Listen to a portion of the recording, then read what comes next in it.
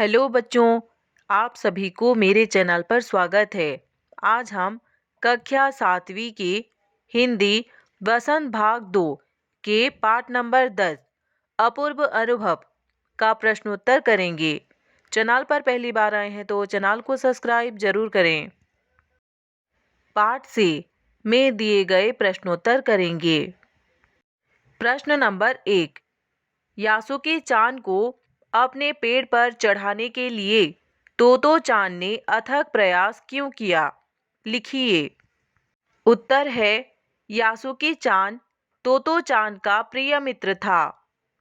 वह पोलियोग्रस्त था, इसलिए वह पेड़ पर नहीं चढ़ सकता था। जबकि जापान के शहर तोमियो में हर बच्चे का एक निजी पेड़ था।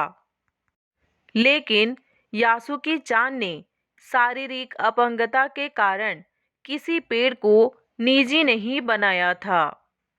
तोतो चांद की अपनी इच्छा थी कि वह यासुकी चांद को अपने पेड़ पर आमंत्रित कर दुनिया की सारी चीजें दिखाए।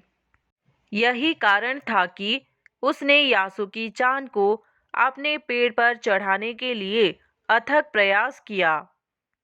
प्रश्न नंबर 2, दृढ़ निश्चय और अथक परिश्रम से सफलता पाने के बाद तोतो चांद और यासुकी चांद को अपूर्व अनुभव मिला। इन दोनों के अपूर्व अनुभव कुछ अलग अलग थे। दोनों में क्या अंतर रहे? लिखिए। उत्तर है, दृढ़ निश्चय और अथक परिश्रम से पेड़ पर चढ़ने की सफलता पाने के बाद तोतो चांद और यासुकी चांद को अपूर्व अनुभव मिला।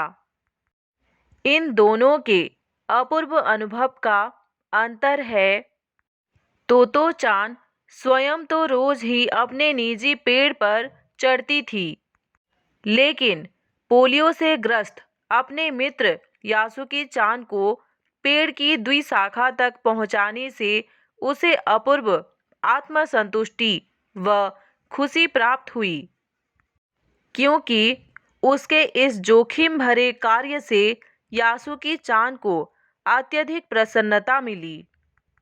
मित्र को प्रसन्न करने में ही वह प्रसन्न थी।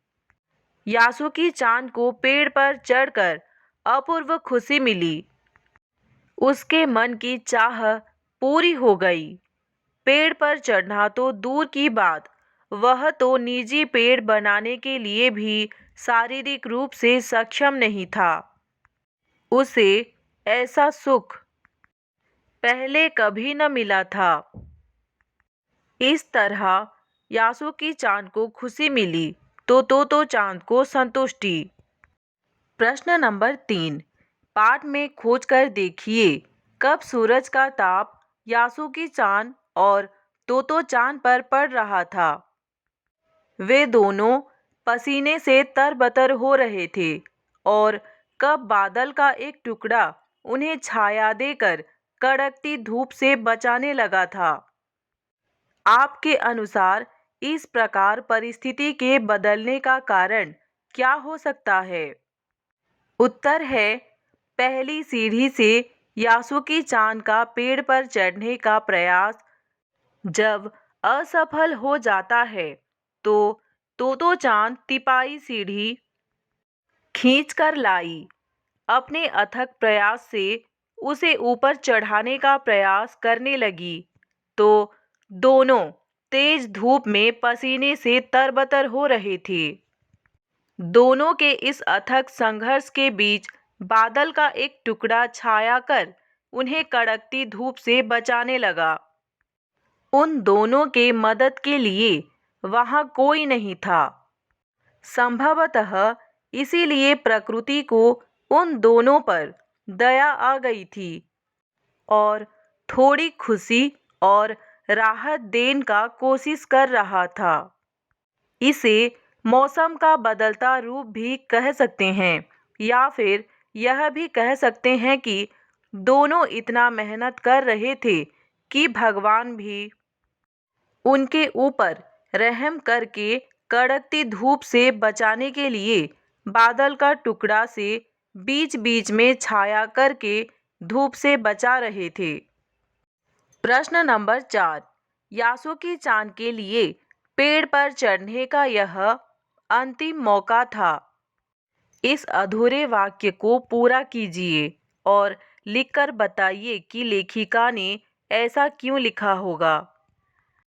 उत्तर है, यासुकी चांद के लिए पेड़ पर चढ़ने का यह अंतिम मौका था।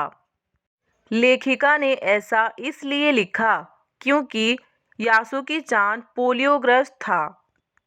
उसके लिए पेड़ पर चढ़ पाना असंभव था। उसे आगे तोतो चांद जैसा मित्र मिल पाना मुश्किल था। तोतो चांद के अथक परिश्रम और साहस के बदौलत वह पहली बार पेड़ पर चढ़ पाया था। यह अक्सर मिलना और कभी असंभव था। अगर उनके माता पिता को इसकी जानकारी मिल जाती तो कभी यह काम करने नहीं देते। शायद दोबारा ऐसा कभी नहीं कर पाते। कक्षा 7वीं हिंदी वसंत किताब के सभी पाठ के सभी प्रश्नोत्तर पाने के लिए चैनल को सब्सक्राइब करें। वीडियो अच्छा लगा तो लाइक करें और अपने दोस्तों के साथ शेयर करें। कमेंट करके भी बताइए कि वीडियो कैसा लगा। धन्यवाद।